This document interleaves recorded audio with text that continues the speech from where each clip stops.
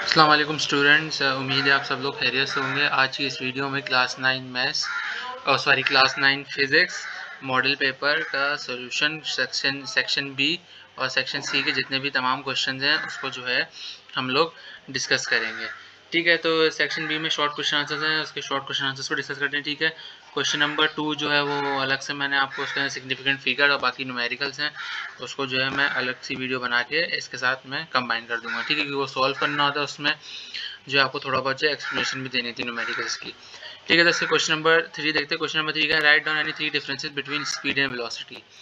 ठीक है, तो आपको थ्री डिफरेंस लिखने थे स्पीड और वेलोसिटी के। मैंने यहाँ पे लिख दी। स्पीड क्या होती है? Distance covered by an object in a unit time is called speed. और वेलोसिटी क्या होता है? Rate of change of displacement with respect to change in time इसको वेलोसिटी, यानी जितना जो है डिस्प्लेसमेंट में चेंज होगी उतना क्या है टाइम भी चेंज होगा। और वेलोसिटी का क्या फॉर्मूला होता है? v equals to S upon T. और डिस्प्लेसमेंट सॉरी स्पीड का फॉर्मूला होता है v equals to S upon T. और वेलोसिटी का होता है v equals to delta T, यानी change rate of change of displacement upon time. Speed क्या है? Vector scalar quantity. और वेलोसिटी क्या है यहाँ पे?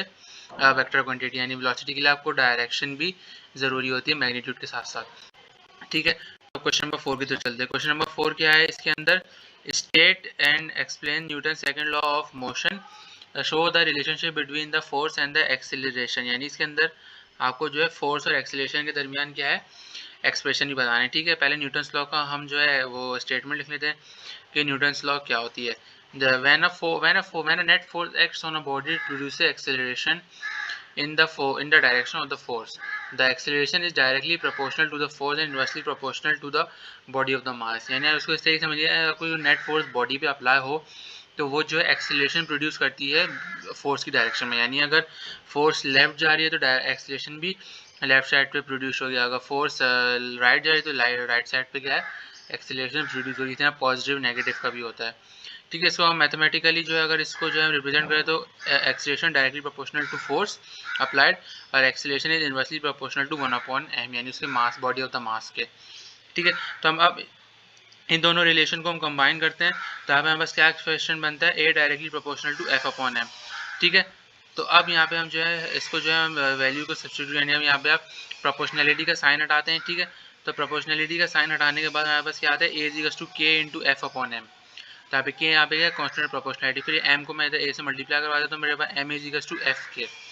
ठीक है, अब यहाँ पे जो है मैं के की वैल्यू यानी कांस्टेंट उसको मैं 1 रख देता हूँ। यहाँ पे मेरे पास क्या क्या रिलेशन आ गया? फोर्स एक्सेलरेशन का F is equals to M है। ये मेरे पास क्या न्यूटन सेकंड लॉ का पॉपुलर फॉर्मूला है, F is equals to mass into acceleration of the body. ठीक है, तब हम क्या इसके क्वेश्चन नंबर 5 की तरफ चलते हैं। क्वेश्चन नंबर 5 क्या है? What is the moment of force? Right it formula with unit and factors, only name depend upon है। यानी आपको सिर्फ नाम बताने इसके ऊपर वो डिपेंड करता है। ठीक है, आप पहले मोमेंट ऑफ फोर्स डिफाइन कर लेते हैं। क्या होती है? Moment of force is a measurement of its tendency to cause the body to rotate about the specific point of x. It is the concept of momentum and the distance from the axis of the rotation and plays an important part। यानी axis of the rotation plays an important part। इसका ऐसा unit क्या होता है? Newton metre होता है। और moment of force का फॉर्मूला क्या होता है? मोमेंट ऑफ फोर्स का फॉर्मूला होता है force multiply perpendicular distance perpendicular of the force from the pivoted point. यानी मोमेंट ऑफ फोर्स को आप इस तरीके से समझिए, यानी जैसे कोई भी ऑब्जेक्ट है उसको आप क्या है उसके एक्सिस के अराउंड रोटेशन करके आपको क्या है उसको मूव करवाना है। यानी जैसे फैन है तो फैन को क्या है एक पॉइंट के थ्रू फैन क्या है मूव करते रहते हैं। सिमिलरली डोर भी इस तरीके से। ठीक है, अच्छा अब इसमें हमें जो है ऐसे फैक्टर्स के नाम बताने के कौन कौन से फैक्टर्स हैं जिस पे जो है डिपेंड करता है। ठीक है, पहला तो क्या मैग्नीट्यूड ऑफ द फोर्स, कि फोर्स का मैग्नीट्यूड क्या है, आदर नेगेटिव है या पॉजिटिव है। दूसरा कौन सा फैक्टर है? Perpendicular distance from the point two the line action of the force, यानी क्या है जो परपेंडिकुलर डिस्टेंस है लाइन ऑफ द फोर्स वो क्या किस डायरेक्शन में। ठीक है, अब इसके बाद हम क्या क्वेश्चन नंबर 6 पे चलते हैं। क्वेश्चन नंबर 6 क्या? What is temperature? Write the formula to convert temperature from Celsius to Kelvin और Fahrenheit to degree Celsius scale. ठीक है, तो इसमें पहले टेम्परेचर देखिए। टेम्परेचर क्या होता है? Temperature measure the hotness and coldness of a body. यानी टेम्परेचर से क्या पता चलता है कि आपकी बॉडी में हॉटनेस या कोल्डनेस को मेजर करने का एक ऑब्जेक्ट है जैसे थर्मामीटर होता है। ठीक है, तो अब हम पहले देख लेते हैं कि सेल्सियस से केल्विन में कैसे कन्वर्ट करते हैं। जो केल्विन में कन्वर्ट करने का जो हमारे पास टेम्परेचर वो होता है, अगर जो भी टेम्परेचर डिग्री सेंटीग्रेड में दिया होगा उसमें 273 जब आप ऐड करेंगे तो आपके पास क्या है गिवन टेम्परेचर केल्विन डिग्री में आ जाएगा। ठीक है, फिर उसमें जो है फिर आप किस में हम करेंगे फ़ारेनहाइट टू डिग्री सेंटीग्रेड। ठीक है। अगर जो है अगर हमें जो है कोई टेम्परेचर फ़ारेनहाइट में दिया हुआ हो तो उसको डिग्री सेंटीग्रेड में कैसे करेंगे। ठीक है, तो अब हमारे पास क्या है, इसका क्या फॉर्मूला होता है, 32 इंटू फ़ारेनहाइट माइनस सॉरी ये होता है, एक minute, F minus sorry Fahrenheit minus 32 multiply by 5/9, यानी अगर आपको कोई टेम्परेचर फ़ारेनहाइट में दिया हुआ हो तो आप इस फॉर्मूले से यूज़ करते हैं, उसको क्या डिग्री सेंटीग्रेड में कन्वर्ट कर लेंगे। ठीक है, फिर हम क्या इसके क्वेश्चन नंबर 7 की तरफ चलते हैं। क्वेश्चन नंबर 7 क्या है, what is work, also drive the equation work is equals to F force into displacement into cos of theta. ठीक है, पहले क्या वर्क की डेफिनेशन हम डिफाइन कर देते हैं। वर्क की डेफिनेशन क्या है, the amount of work is the product of force and the distance move in the direction of the force. ठीक है, अब हम क्या है इसका यूनिट ले लेते हैं। यूनिट क्या होता है, यूनिट ऑफ वर्क क्या होता है, 1 joule is equals to 1 newton. Work का यूनिट होता है जूल भी होता है, न्यूटन पर मीटर भी होता है। ठीक है, फिर इसमें हम क्या है इसकी डेरिवेशन ले लेते हैं कि हमारे पास जो है डब्ल्यू डी यानी F is equals to W D cos theta कैसे आता है।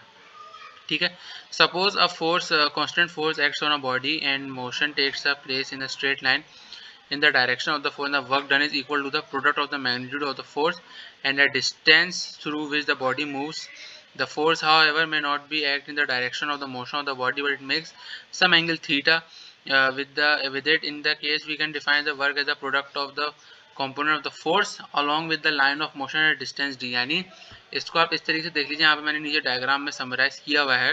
जैसे लेट्स सपोज करें ये आपके पास ऑब्जेक्ट है। ठीक है, अब इसको आप क्या है, अगर आप इसको वर्टिकली मूव कर रहे हैं, ठीक है, तो वर्टिकली अगर हम मूव करते हैं तो अब जाहिर सी बात है वर्टिकल कंपोनेंट यानी कि एक्स एक्सिस के अलॉन्ग होता है, तो वहाँ पे हमेशा के यहाँ पे कौन सा ट्रिग्नोमेट्रिक रेशियो लगता है, कॉस थीटा लगता है। ठीक है, और अगर मैं इसको अगर मैं एंगल थीटा बना रहा हूँ, जैसे मेरे पास क्या है एक ऑब्जेक्ट ऐसे मूवर, अगर मैं इसको थोड़ा ऊपर की तरह अगर डिस्प्लेस करूँ, यानी जो मैं अगर इसको एक्स एक्सिस थोड़ा सा ऊपर ले जाऊँ और यहाँ पे मेरे पास क्या है एंगल थीटा में बनाऊँ, तो ये मेरे पास क्या, और यहाँ पे मेरे पास क्या है डिस्टेंस डिस्प्लेसमेंट दिया गया यहाँ से लेके यहाँ तक, ये क्या है ये कोई सर्टेन डिस्टेंस कवर या डिस्प्लेसमेंट कवर डिस्टेंस कवर कर रहा है।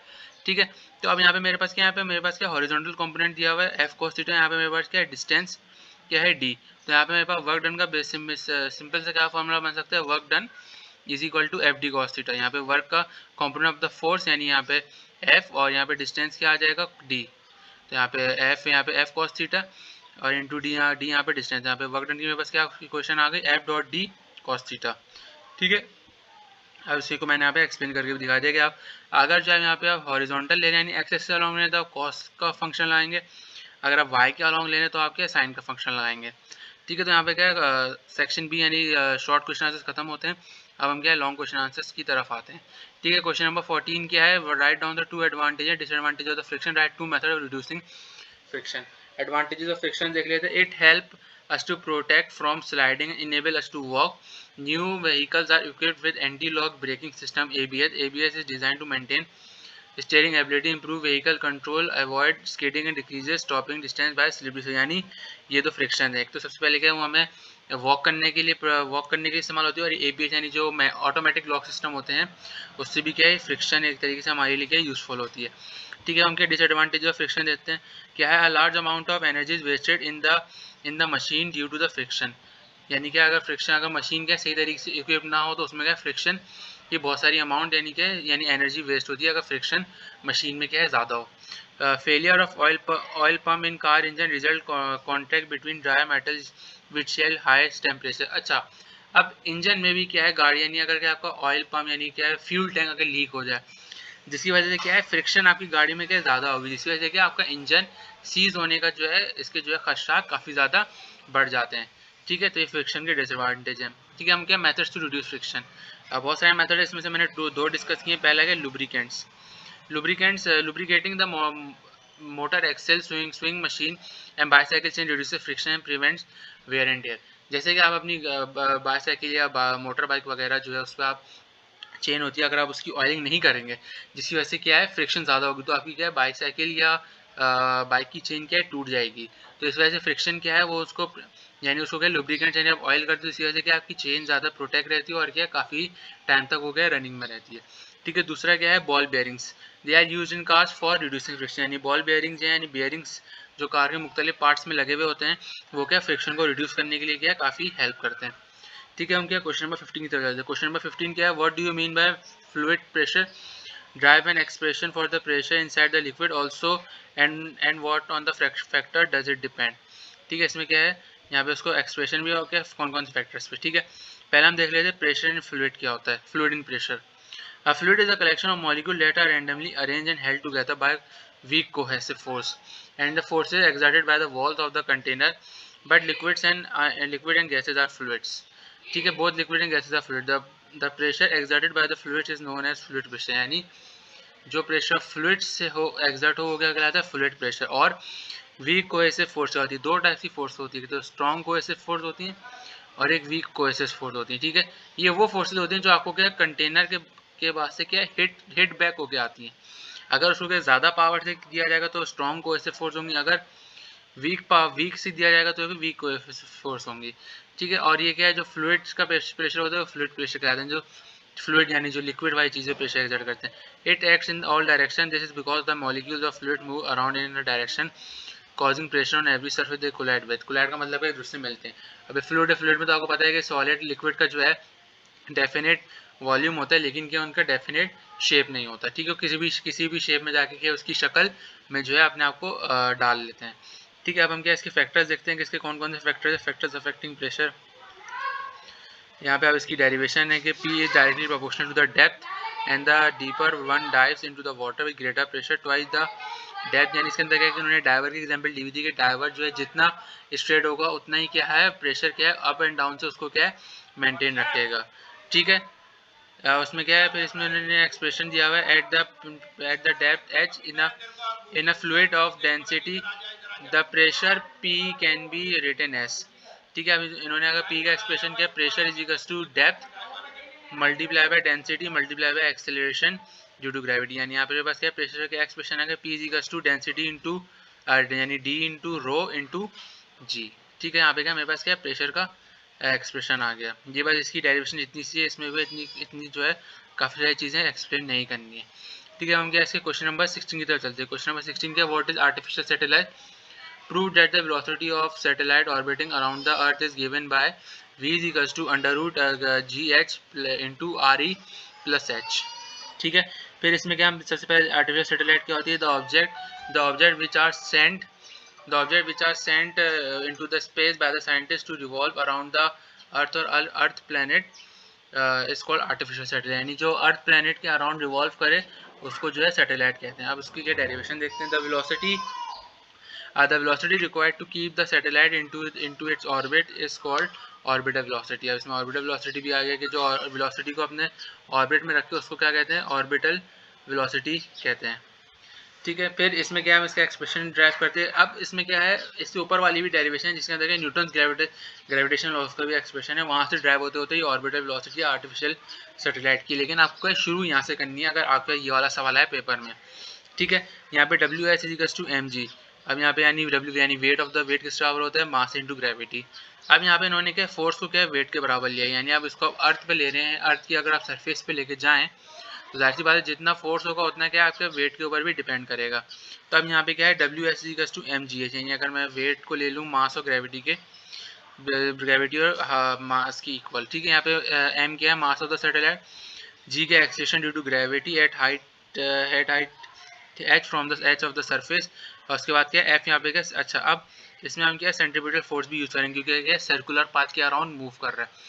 तो सेंट्रीपिटल फोर्स का क्या फॉर्मूला होता है F C equals to M V square upon R, ठीक है। फिर इसके अंदर क्या हमने जो क्वेश्चन नंबर 1 की थी उसकी जगह क्या है हम एफ सी यानी सेंट्रीपिटल फोर्स और जो है वेट ऑफ द सैटेलाइट का क्या है इसके अंदर इक्वेशन पुट कर देंगे।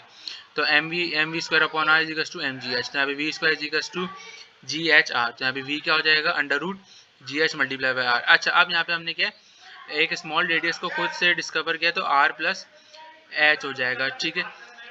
v is equals to under root G H into R plus H, यहाँ पे मैंने क्या स्मॉल r की वैल्यू रख दी, ठीक है। तो ये मेरे पास क्या है यहाँ पे प्रूव हो गया, ठीक है। अब हम क्या है इसके क्वेश्चन नंबर 17 की तरफ चलते हैं। क्वेश्चन नंबर 17 क्या है state and explain the Boyle's law, also describe any one application of Boyle's law in daily life, ठीक है। फिर इसको क्या बॉयल्स लॉ को एक्सट्रेट करते हैं कि बॉयल्स लॉ क्या है, यानी इसको किसने discover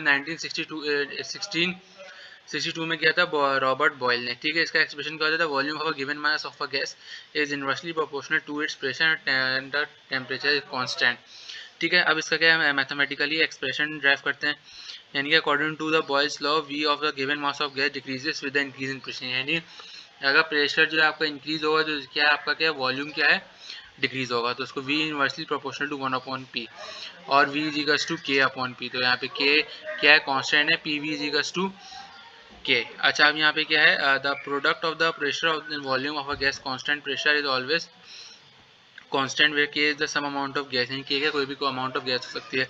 Therefore the product of pressure and the volume of fixed mass of a gas है constant temperature and pressure, यानी इसके अंदर क्या है अगर जो आपका प्रेशर कांस्टेंट है तो अगर टेम्परेचर कांस्टेंट है तो आपका क्या है वॉल्यूम ऑफ प्रेशर का क्या है फिक्स मास होगा ऑफ अ गैस। ठीक है, अगर हम इसको इनिशियल स्टेट पे देखें तो इनिशियल स्टेट पे क्या होता है P1 V1 is equals to K और P2 V2 is equals to K। P1 V1 आपकी क्या इनिशियल प्रेशर और वॉल्यूम है और P2 V2 की आपकी फाइनल प्रेशर और वॉल्यूम है। ठीक है, तो उसको हम जब कंबाइन करते हैं तो हमारे पास बॉयज़ लॉ का क्या एक्सप्रेशन आ जाता है P1 V1 is equals to P2 V2। ये मेरे पास क्या है यहाँ पे बॉयज़ लॉ का एक्सप्रेशन आ गया, ये मैंने इसको हाईलाइट भी कर दिया ताकि क्या आपको समझ में आ जाए। ठीक है, फिर इसके हम क्या है क्वेश्चन, फिर इसके अंदर क्या है application of Boyle's law in daily life, यानी कि बॉयज़ लॉ की डेली लाइफ में क्या एप्लीकेशन होती है। ठीक है, you can observe a real life application of Boyle's law when you fill your brake tyres with air, यानी अगर आपके जो टायर्स हैं उसको एयर से फिल करते हैं, बाइक टायर्स सॉरी ब्रेक नहीं bike tyres with air. When you pump air into the tyre the gas molecules inside the tyre get compress and packed close together, यानी आपने देखा होगा जब आपका टायर पंचर होता है, जब आपका जो पंचर वाला जो है टायर की ट्यूब बदल के उसके अंदर जब हवा उसके अंदर जब एयर डालते तो आप देखते हैं कि उसमें क्या है वो ट्यूब जल्दी से क्या है उसका जो ओरिजिनल शेप होता है उसके अंदर आ जाती है। वो क्यों आ जाती है, क्योंकि जो है उसमें क्या है उस गैस मॉलिक्यूल्स के जो प्रेशर हैं वो क्या है कंप्रेस हो जाते हैं और वो क्या अपने आप को क्या है एक साथ सारे मॉलिक्यूल्स कंबाइन कर लेते हैं, उसकी वजह से क्या जो ट्यूब का ओरिजिनल शेप होता है वो क्या है उसमें आ जाते हैं। ठीक है, the increase the pressure of the gas and starts to push the it against the wall, यानी अगर क्या है जितना प्रेशर होगा उतना क्या है जो उनके मॉलिक्यूल्स होंगे उनको क्या है वॉल्स की तरफ क्या है पुश किया जाएगा। ठीक है, ये अब हम क्या क्वेश्चन नंबर 18 की तरफ चलते हैं। क्वेश्चन नंबर 18 क्या है define kinetic energy potential energy also drive the expression for Ke is equals to half mv²। ठीक है, काइनेटिक एनर्जी क्या होती है, energy possessed by the body due its motion is called kinetic energy और इसका ऐसा यूनिट क्या होता है जूल होता है। ठीक है, अब हम क्या पोटेंशियल एनर्जी देखते हैं। पोटेंशियल एनर्जी क्या होती है the energy that a body possesses by virtue of its position shape और स्टेट ऑफ द बॉडी, यानी क्या है उसके अंदर क्या है वो उसकी पोजीशन से होती है या शेप हो या स्टेट ऑफ द बॉडी, यानी बॉडी कौन सी स्टेट में, स्टेट ऑफ रेस्ट में या स्टेट ऑफ मोशन में। ठीक है, हम क्या अब यहाँ पे से हम डेरिवेशन को शुरू करते हैं। ठीक है, डेरिवेशन के लिए क्या आप सबसे पहले ये डायग्राम समझ लें कि जैसे कि ये एक ऑब्जेक्ट है। ठीक है, अब ये क्या है अपनी एक इनिशियल वेलोसिटी इसको मैंने क्या v का नाम दे दिया, उसके साथ क्या मूव कर रहा है। ठीक है, फिर ये क्या ये क्या है इसको क्या है इसकी फाइनल वेलोसिटी पे जाके रख दिया, यानी इसकी क्या है ये ऑब्जेक्ट क्या है यहाँ पे खड़ा यानी कि प्लेस है, इसकी वजह से क्या इसकी फाइनल वेलोसिटी क्या है 0 है। ठीक है, यहाँ से लेकर यहाँ तक का डिस्टेंस क्या है एस, यहाँ एस कह दिया। ठीक है, फिर यहाँ पे क्या फोर्स क्या है ऑपोजिट डायरेक्शन में रिएक्ट करिए, क्यों, क्योंकि आप यहाँ पे देख रहे हैं यहाँ पे क्या है ये ऑब्जेक्ट का साइज स्मॉल है और इस ऑब्जेक्ट का साइज क्या है बिगर है। जाहिर सी बात है अब जाहिर सी फोर्स ऑपोजिट डायरेक्शन में इसको अट्रैक्ट करेगी तो जब भी ये वाला बॉक्स थोड़ा सा अपनी जगह मूव करेगा ना। ठीक है, तो अब हम क्या है इसकी जो हम एक्सप्रेशन देखते हैं। To obtain an expression for Ke, we have to determine the work done by the body in a motion. The work done is equal to the kinetic energy of the body. Consider body placement horizontal surface initially rest, यानी body के initially rest पे. When a force F is applied, it covers the distance and final velocity become v. Then the work done is defined. Then work done is defined. यानी इसके अंदर work done क्या हो जाएगा फिर W is equals to F dot h, यानी force into displacement. But according to Newton's second law of motion, F का क्या फॉर्मूला होता है, F is equals to ma। ठीक है, और फिर हम क्या third equation of motion use करेंगे। थर्ड इक्वेशन ऑफ मोशन क्या होती है 2as is equals to vf square minus vi square. ठीक है, यहाँ पे vi 0 है और vf यहाँ पे क्या है यानी इसकी ओरिजिनल वेलोसिटी।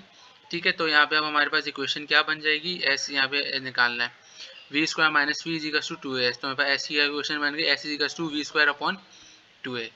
ठीक है, तो अब यहाँ पे क्या substitution the values of S and F in equation number 1 है जो हमने इस क्वेश्चन को 1 कहा था। ठीक है, तो यहाँ पे वर्क की मेरे पास हो जाए के E minus F S is equals to M A multiply by V square upon 2 है, ए से कैंसिल तो एम वी स्क्वायर अपॉन 2, तो के ई क्या काइनेटिक एनर्जी क्या है क्वेश्चन आया K E is equals to half M V square यानी हाफ मास इनटू वेलोसिटी का स्क्वायर। ठीक है, अब इस क्वेश्चन नंबर 19 की तरफ चलते हैं। क्वेश्चन नंबर 19 क्या है what is evaporation and describe factors influencing surface evaporation process. ठीक है, एवेपोरेशन की डेफिनेशन देख लेते हैं। Evaporation is a process by which liquid becomes a gas at temperature before below it's boiling point. यानी evaporation वो प्रोसेस होता है जिसकी मदद से क्या है, आपका जो लिक्विड है वो लिक्विड बिकम यानी लिक्विड के टेम्परेचर गैस बन जाए बॉइलिंग पॉइंट पे आते आते अपने बॉइलिंग पॉइंट पे पहुँचते पहुँचते। ठीक है, अब हम जो है फैक्टर्स देखते हैं कि फैक्टर्स जो है एवेपोरेशन प्रोसेस सरफेस को कैसे अफेक्ट करते हैं। पहला कौन सा है, effect of temperature of evaporation. ये टेम्परेचर का इफेक्ट है। The wet clothes dry faster on the hot sunny dry because of the high temperature. यानी कि अब आपने देखा होगा जो है, अगर जैसे आप गर्मियों में कपड़े डालते हैं, अगर धूप बहुत तेज़ होती है तो क्या है, आपके कपड़े के जल्दी सूख जाते हैं, क्योंकि उसके अंदर के काइनेटिक एनर्जी ज़्यादा इंक्रीज होती है बानिस्बत सर्दियों में आपने देखा होगा 2 से 3 दिन के बाद सूखते, क्योंकि क्या है, धूप की यानी कि सनलाइट की इंटेंसिटी इतनी नहीं होती, जिसकी वजह से क्या है, काइनेटिक एनर्जी भी कम होती है। उसकी वजह से क्या है, जो है इसमें इन्होंने एक्सप्लेन किया है, that's why hot water evaporates more quickly than cold water. यानी वही अब वाटर गर्म है, जाहिर सी बात है वो जल्दी एवापोरेट होगा बानिस्बत किसके, जो ठंडा पानी है। ठीक है, इसका दूसरा फैक्टर क्या है, दूसरा फैक्टर क्या है, effect of surface area. Surface area, suppose that there is a water in wide shallow bowl and the same amount of water is kept on a narrow glass, in which one of the two situations will water evaporate quickly? The water in the bowl will evaporate more faster in the glass because the larger the surface area। अच्छा, अब इसमें surface area, जिसका surface area ज़्यादा होगा उतना क्या है, water ज़्यादा evaporate होगा। ठीक है, you might have also noticed that wet clothes dry quickly when they are spread out properly and the cloth lines compared to the clothes that are not spread quickly। यानी नहीं बताया, अगर आप कपड़ों को जो है सही तरीके से जिसके अंदर से उसका वाटर निकाल दे तो वो क्या है, और ज़्यादा जल्दी जो है वो हो जाते हैं, ड्राई हो जाते हैं। यानी उसका जितना उसको जल्दी, यानी उसको अब जितना खुला फैलाएं, यानी अब जैसे अपनी जो रोप्स वगैरह पे कपड़ों को फैलाते हैं, तो जितना ज़्यादा उसका सरफेस एरिया होगा उतना ज़्यादा क्या है, वाटर तेज़ी से एवापोरेट होगा। ठीक है, उसका क्या तीसरा फैक्टर देखते हैं। तीसरा फैक्टर क्या है, effect of wind. When the clothes are spread out on a clothes line on a windy day, they will dry up quicker on the still day. This is because the water vapor in the surrounding air will move away from the clothes and by wind, leading to faster evaporation from। यानी अगर क्या, अगर तेज़ हवा में अपने कपड़े डाल रोप पे प्लेस करें तो जो है हवा चल रही होगी, जाहिर बात है वाटर के मॉलिक्यूल्स को क्लोथ्स पे से हटाएगी, जिसकी वजह से क्या है, वाटर जल्दी जल्दी एवापोरेट होगा, तो क्या आपके क्लोथ्स क्या है उस सिचुएशन में भी क्या है, जल्दी ड्राई हो जाएंगे। ठीक है, तो यहाँ पे क्या है, मॉडल पेपर फिजिक्स के सेक्शन बी और सेक्शन सी के तमाम क्वेश्चन मैंने आपको सॉल्व करके बता दी। इंशाल्लाह मैं इसका पीडीएफ भी आप लोगों को वीडियो के डिस्क्रिप्शन में प्रोवाइड कर दूंगा, और जो मैंने इसकी न्यूमेरिकल्स की भी वीडियो बना दी वो भी मैं इंशाल्लाह इसी के साथ डाल दूंगा। ठीक है, तो आपको मेरी वीडियो पसंद आए तो वीडियो को लाइक कीजिए, चैनल को सब्सक्राइब कीजिए, चैनल के बेल आइकन को प्रेस कीजिए, ताकि क्या आपको आने वाली वीडियो की अपडेट मिलती रहे। और अगर कोई कमेंट्स है तो मुझे कमेंट सेक्शन में या इंस्टाग्राम पर जाकर मुझे फॉलो कर सकते हैं, और इस वीडियो को ज़्यादा से ज़्यादा शेयर कीजिए। मिलते हैं अगली वीडियो में, अपना बहुत बहुत ख्याल रखिएगा। अल्लाह हाफ़िज़। अस्सलाम वालेकुम। इस वीडियो के अंदर हम लोग जो है फ़िज़िक्स के जो न्यूमेरिकल्स हैं मॉडल पेपर के क्लास 9 उसको डिस्कस करेंगे। ठीक है, और कुछ भी कोई रेलिवेंट क्वेश्चंस। ठीक है, तो अब हम जो है इसका क्वेश्चन नंबर 2 देखते हैं। क्वेश्चन नंबर 2 क्या है, define the significant figures, determine the number of significant figures in. ठीक है, अब हम इसमें बताएं सिग्निफिकेंट फिगर्स के यानी रूल्स, और जो हमें कुछ क्वेश्चन दिए हैं उसको बताना है। ठीक है, सिग्निफिकेंट फिगर्स के बेसिकली क्या 4 रूल्स होते हैं। क्या रूल्स होते हैं, all non zeros are significant, यानी वो नंबर जिसमें ज़ीरोज़ नहीं होते वो सिग्निफिकेंट हो। जैसे ये 3 है, यहाँ पे 3 सिग्निफिकेंट फिगर्स हैं, ये 4 है, यहाँ पे 4 सिग्निफिकेंट फिगर्स हैं। ठीक है, फिर इसमें यह है starting and ending zeros are non significant. ठीक है, चाहे कि आपके पास जो है स्टार्टिंग के ज़ीरोज़ हों या एंडिंग के ज़ीरोज़ हों, डेसिमल पॉइंट को हटा के, तो वो क्या है, नॉन सिग्निफिकेंट है। यानी अगर ये मेरे पास ये पूरा ये मेरे पास नंबर लिखा हुआ है तो यहाँ पे सिग्निफिकेंट फिगर्स कितने हैं, सिर्फ ये 3 और 4 यानी 2 हैं। जैसे यहाँ पे मेरे पास लिखा हुआ है 0.00034, जहाँ पे सिग्निफिकेंट फिगर्स 3 हैं। यहाँ पे क्या लिखा है 2000, यहाँ पे सिग्निफिकेंट फिगर 1 है। तो ये जितने भी ज़ीरोज़ हैं स्टार्टिंग में एंड में वो क्या है, नॉन सिग्निफिकेंट है। ठीक है, अब हम क्या इसके रूल नंबर 3 की तरफ चलते हैं।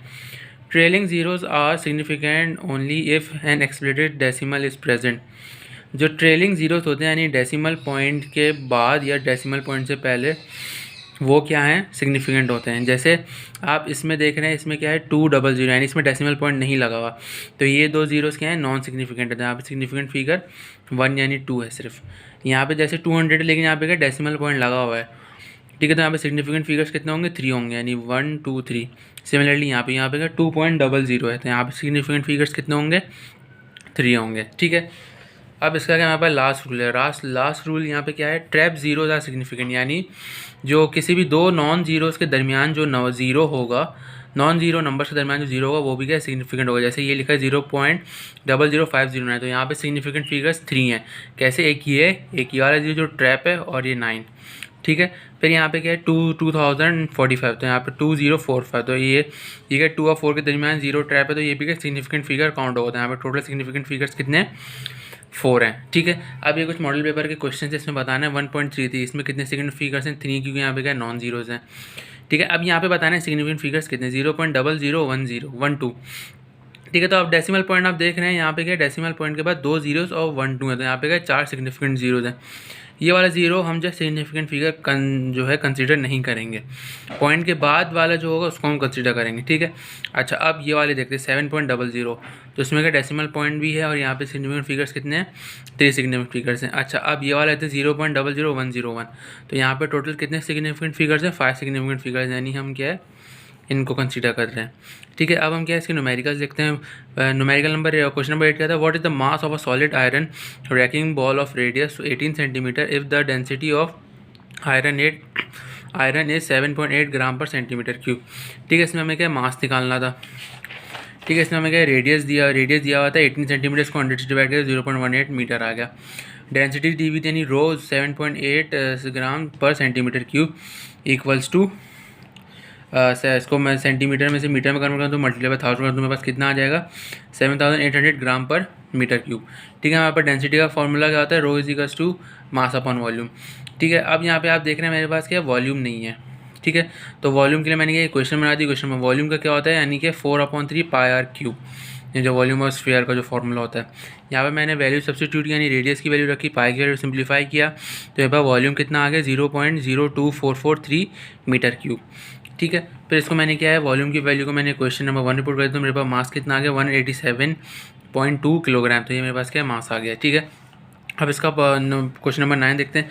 A car is moving on the road with the velocity of 30 metre per second when brakes are applied, its velocity decreases at a rate of 6 metre per second square and decelerated a is equal to 6 metre per second square, find the distance is covered before coming to the rest. अच्छा, अब इसमें क्या है, इसकी हमारे पास initial velocity दी हुई है, car is moving with velocity of this V I is to 30 metre per second. अच्छा, इसमें आप एक छुपी हुई हमें क्या फाइनल वेलोसिटी दी हुई है, कैसे, व्हेन ब्रेक्स आर अप्लाइड, यानी जब ब्रेक्स आर अप्लाइड हुए तो सी क्या है जो वेलोसिटी थी वो जीरो हो गई, यानी जो फाइनल वेलोसिटी वी एफ क्या है जीरो हो गया। और ए यहाँ पे क्या थी negative 6 metre per second square, यहाँ पे डीसेलरेशन यानी कि नेगेटिव हो रही है, डिस्टेंस निकालना। तो यहाँ पे हम थर्ड इक्वेशन ऑफ मोशन इस्तेमाल कर लें, 2as equals to V F square minus V I F square. ठीक है। इसको एस के लिए अरेंज किया तो एस के लिए हो जाएगी V F square minus V I square upon 2a। ठीक है। अब यहाँ पे मैंने क्या फॉर्मूले में वैल्यू सब्स्टिट्यूट की सिंप्लीफाई किया, तो मेरे पास डिस्टेंस कितना आ गया 75 मीटर आ गया। ठीक है। ये माइनस कैंसिल हो गया, इसमें पास 75 मीटर आ गया। ठीक है। अब हम क्या इसके क्वेश्चन नंबर 11 देखते हैं। क्वेश्चन नंबर 11 क्या, how much force is needed to pull a spring to a distance of 30 centimetre, the spring of constant is 15 newton metre. ठीक है। यहाँ पे फोर्स निकालना है, स्प्रिंग कांस्टेंट एक्स दिया हुआ है कितना है 30 सेंटीमीटर, इसको 100 से डिवाइड करूँगा तो मीटर माइनस 0.3 मीटर के यहाँ पे कितना है 15 न्यूटन मीटर। स्प्रिंग का क्या फॉर्मूला होता है, एफ इज इक्वल्स टू के एक्स। फॉर्मूले में वैल्यू सब्स्टिट्यूट की 15 मल्टीप्लाई 0.3 तो यहाँ पे जो एफ कितनी आ गई 4.5 न्यूटन आ गया। ठीक है। इसका आंसर हो गया। अब यहाँ पे क्या पार्ट क्वेश्चन नंबर 10 की तरफ चलते हैं। क्वेश्चन नंबर 10 क्या, gardener is drawing a lawn mower which makes an angle of 80 degree that makes an 80 newton that makes an angle of 40 degree with the ground, find the horizontal vertical component. यानी आपको इसके अंदर ये इसका F x component निकालना है और क्या है इसका वर्टिकल कॉम्पोनेंट एफ फाई निकालना है। ठीक है। तो यहाँ पे एफ दिया हुआ 80 newton, theta 40 degree, F X F I निकालना है। एफ एक्स के लिए जो कॉस थीटा जो हॉरिजॉन्टल में ऐड करता है उसका क्या फॉर्मूला होता है, F is to F cos theta. F I के लिए जो वर्टिकल होता है एफ साइन थीटा। ठीक है। तो पहले मैं एफ एक्स निकाला था, एफ एक्स के लिए एफ कॉस थीटा, एफ कितना है 80, कॉस थीटा कितना है 40, तो कॉस थीटा कितना हो जाएगा, कॉस 40 की वैल्यू होती है 0.766, उसको 80 से मल्टीप्लाई करें तो मेरे पास एफ एक्स कितना है 61.28 न्यूटन। ठीक है। एफ आई देख लेते हैं, एफ आई के लिए एफ साइन थीटा, एफ कितना फोर्स कितनी है 80 न्यूटन, साइन ऑफ 40 कितना 0.642, उसको 80 से मल्टीप्लाई करें तो एफ आई कितना आ गया मेरे पास 51.36 न्यूटन, जिसका आंसर हो गया एफ एक्स एफ आई होगा। ठीक है। अब हम क्या है इसके क्वेश्चन नंबर 11 की तरफ चलते हैं। क्वेश्चन नंबर 11 के determine the gravitational force of attraction between the Hamza and Ahmed standing at a distance 50 metre apart. The mass of Hamza है 60 kilogram and the mass of Ahmed is 70 kilogram. और इसमें ग्रेविटेशन न्यूटन लॉ ग्रेविटेशन कितनी दी यानी gravitational constant की value कितनी दी है 6.67 × 10⁻11 Newton metre square पर kilogram square. ठीक है, अब इसमें यहाँ पे हमारे पास जो है डेटा देख लें। यहाँ पे एफ दी निकालना है, आर दिया 50 मीटर, M1 60, M2 70 है, जी कितना है 6.67 × 10⁻11 न्यूटन मीटर स्क्वायर पर किलोग्राम स्क्वायर। ठीक है, अब यहाँ पे हमारे पास कौन सा फॉर्मूला लग रहा है, न्यूटन्स लॉ ऑफ ग्रेविटेशन का क्या फॉर्मूला होता है, F=G m1m2/r²। ठीक है, अब यहाँ पे मैंने क्या फॉर्मूला में वैल्यू सब्स्टिट्यूट की, सिंप्लीफाई किया। अच्छा, अब यहाँ आप देख रहे हैं एक्सपोनेंट है, मैं इसको एज इट इज रहने छोड़ा हूँ, मैं इसको जो है अभी यूज़ नहीं कर रहा। तो मैंने 6.673 को 60 और 70 से मल्टीप्लाई किया तो मेरे पास क्या आंसर आ रहा था 28026.6 ⁻11 और 50 का स्क्वायर 2500। तो मैंने क्या है इन दोनों को डिवाइड किया तो मेरे पास क्या आंसर आता है 11.21 ⁻11 न्यूटन। एक्सपोनेंट को एज रहनी, तो मेरे पास फोर्स की क्या वैल्यू आ गई 11.21 ⁻11 न्यूटन। ठीक है, अब हम क्या इसके क्वेश्चन नंबर 13 से क्वेश्चन नंबर 13 का container holds 30 metre cube of air at a pressure of 1,50,000 pascal. If the volume change to 10 meter cube by decreasing the load of the piston, what will be the pressure of the gas become? Assume that temperature is constant। अब इसके अंदर अब आप आँख बंद कर से कौन सी लॉ लगा सकते हैं, बॉयज़ लॉ लगा सकते हैं। बॉयज़ लॉ में क्या है, टेम्परेचर कांस्टेंट होता है। V1 दिया हुआ है 30 मीटर क्यूब, P1 दिया हुआ है, V2 दिया हुआ है, P2 निकालना है। तो बॉयज़ लॉ का क्या एक्सप्रेशन होता है, P1 V1 = P2 V2। ठीक है, तो यहाँ पे मैंने क्या है P2 के लिए अरेंज किया, P2 के लिए क्या एक्सप्रेशन बना था P1 V1/V2। ठीक है, फॉर्मूले में वैल्यू सब्स्टिट्यूट की सिंप्लीफाई किया तो मेरे पास क्या आंसर आ गया 4,50,000 पास्कल P2 की वैल्यू आ गई। ठीक है, तो यहाँ पे क्या है मॉडल पेपर के न्यूमेरिकल्स खत्म होते हैं। तो अगर आपको मेरी वीडियो पसंद आई हो तो मेरी वीडियो को लाइक कीजिए, चैनल को सब्सक्राइब कीजिए, चैनल के बेल आइकन को प्रेस कीजिए ताकि आपको आने वाली वीडियो की अपडेट मिलती है। और मैंने मॉडल पेपर की भी तमाम क्वेश्चन सेक्शन बी और सेक्शन सी को सॉल्व कर दिए, तो आप उसमें देख सकते हैं। कन्फ्यूजन तो मुझे कमेंट सेक्शन में या मुझे इंस्टाग्राम पे जाके फॉलो कर सकते हैं। और मैं इंशाल्लाह बाकी जो मॉडल पेपर्स हैं उनकी भी वीडियो डाल दूँगा। मिलते हैं अगली वीडियो में, अपना बहुत बहुत ख्याल रखिएगा।